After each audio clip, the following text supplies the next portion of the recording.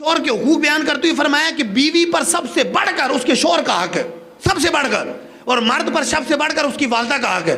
لیکن بیوی کے لیے سب سے بڑھ کر بات ماننا اس کے شوہر کی، ادھر یہ فرمایا، اور ادھر مردوں کے لیے فرمایا کہ اے لوگوں، اے مردوں، تم میں سے بہترین وہ ہیں جو اپنی بیویوں کے ساتھ اچھا سلوک کرتے ہیں، تم میں سے بہترین وہ ہیں جو اچھا سلوک کرتے ہیں۔ مطلب یہ ہے کہ ساری دنیا کے لیے خوش اخلاق ہیں، جی جی جی، اور گھر جا کر ادھر غصہ جھاڑنا ہے، ادھر ڈانٹنا ہے، نہیں، گھر نرم، گھر والوں کے ساتھ نرمی ہے۔ حضرت عمر رضی اللہ تعالیٰ عنہ کے بارے میں ہے کہ جن کے نام سے قیصر و کسریٰ تھر تھراتے تھے،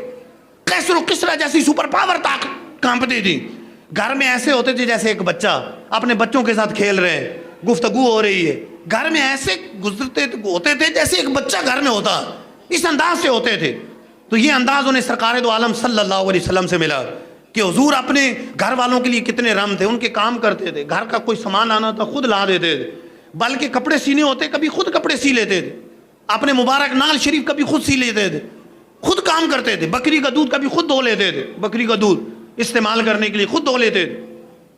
یعنی سرکار علیہ السلام کی کتنی عاجزی، اور گھر والوں کے ساتھ کیسی نرمی، یہ نہیں کہ ایک جگہ بیٹھ گئے بس ہم ماں بدولت کام کر کے آئے ہیں تو اب اٹھنا نہیں ہے، پانی لاؤ، کھانا لاؤ، ابھی تک کھانا نہیں پکا، ابھی تک یہ تعاون ایک دوسرے سے، کبھی دیر سویر ہو جاتی ہے، کبھی پھیکا پھیکا ہو جاتا ہے،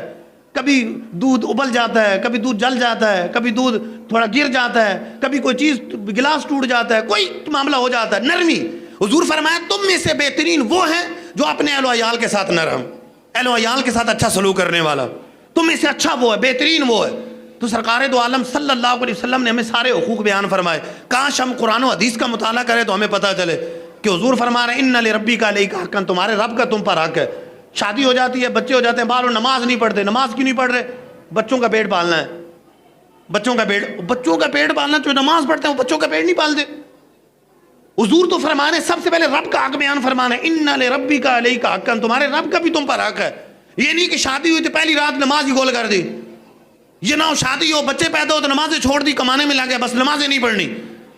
نماز کی کوئی دعوت ہے تو کہتے ہیں بچوں کا پیٹ بھی پالنا ہے۔ تو کیا نماز پڑھنے سے بچوں کا پیٹ نہیں پلے گا، بلکہ اس میں زیادہ برکت ہوگی،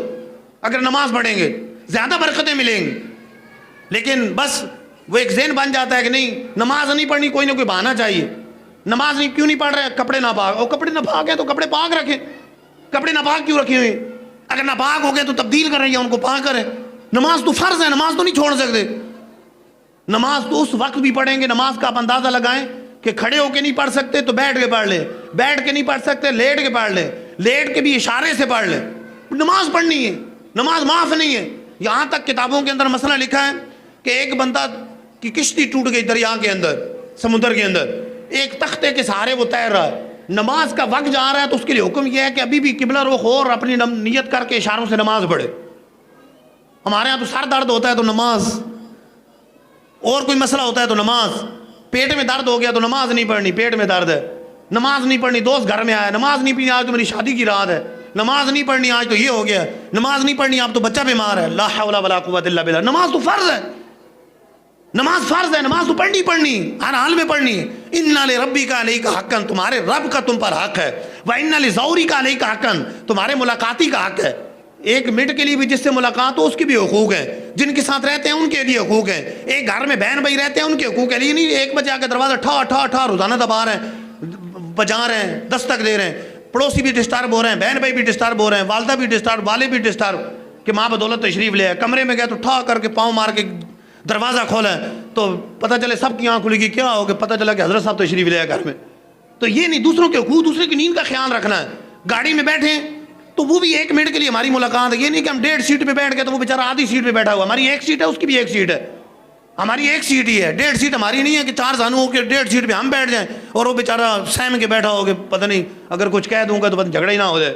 یہ نہیں، حقوق ادا کرنے۔ ہم سڑک پہ چل رہے ہیں تو دیکھنا ہے کہ ہم نے کدھر چلنا ہے، کس طرف چلنا ہے۔